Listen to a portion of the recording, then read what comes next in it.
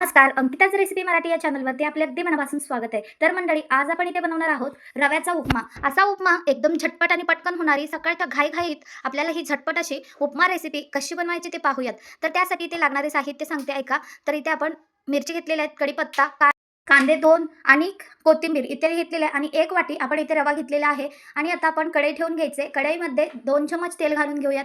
कढई छान गरम झालं किंवा तेल छान गरम झालं, की त्यामध्ये आपण जिरे घालून घ्यायचे. अर्धा चमच जिरे घालून घेतलं. त्यानंतर आपण मिरची यामध्ये घालून घ्यायचे. मिरची घालून घेतल्यानंतर इथे आपली कढीपत्त्याची पाने छोटी-छोटी आहेत, तर मी अशीच कढीपत्ता घालून घेते. हे सगळं व्यवस्थित मिक्स करून घ्यायचं. जर तुमच्याकडे मोठी कढीपत्ता असतील, तर त्याची देठ आपण काढून घ्यायचं आहे. फक्त पाने वापरायची आहे. तर मी ती छोटी-छोटी आहेत, तर तशीच वापरते. तर त्यानंतर इथे आपण जिरा, मिरची, कढीपत्ता, कांदा हे सगळं आपण घालून घेतलेलं आहे. त्यानंतर आपण यामध्ये हळदी घालून घ्यायचं आहे. हळद थोडंसं घालून घ्यायचं, खूप जास्त घालून घ्यायचं नाही. जर नाही घातलात तरीही चालेल, एकदम बेस्ट उपमा होतो, हळद नाही घातलं तरीही. आता हे सगळं व्यवस्थित मिक्स करून घ्यायचं आहे आणि त्यानंतर आपण इथे घालणार आहोत डाळे, जे आपण फुटाणे किंवा डाळे म्हणतो ते आपण यामध्ये घालून घ्यायचे. डाळेने अशी दुप्पट चव वाढते. जर तुम्हाला शेंगदाणे आवडत असतील, तर नक्की शेंगदाणे भाजून किंवा तळून घ्यायचे आणि त्यानंतर तुम्ही शेंगदाणे यामध्ये घालू शकता. एकदम परफेक्ट नाश्ता लागतो. तर इथे मी फक्त डाळी घालून घेतलेले. फक्त डाळीपासून हे एकदम अप्रतिम असा हा उपमा उपमा बनतो.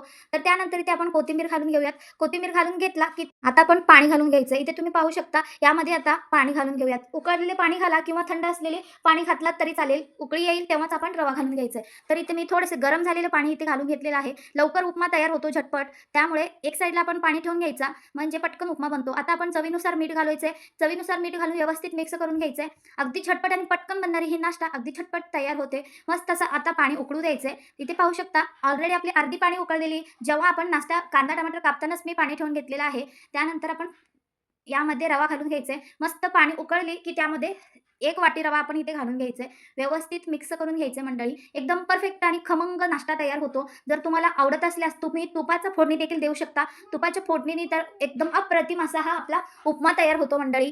तुम्ही कधी बनवलात का असा हा उपमा? तुम्हाला अशाच गावरान सोलापूरच्या रेसिपीज आवडत असतील, तर नक्कीच चॅनलला लाईक, शेअर, सबस्क्राईब करायला विसरू नका आणि बेल आयकॉनला क्लिक करा, जेणेकरून नवनवीन रेसिपीज तुमच्यापर्यंत पोहोचतील. तर इथे पहा, एकदम खूप जास्त घट्ट न बनवता आम्ही इथे पातळ रसरशीत उपमा बनवलेला आहे.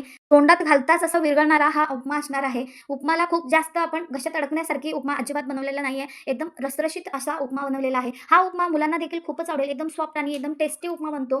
हा उपमा तुम्ही एकदा ना एकदा नक्की ट्राय करा. तुम्हालाही खूपच आवडेल. आणि हो, ही रेसिपी तुम्ही कोणत्या राज्यातून, जिल्ह्यातून पाहताय नक्की कमेंट करून कळवायला विसरू नका.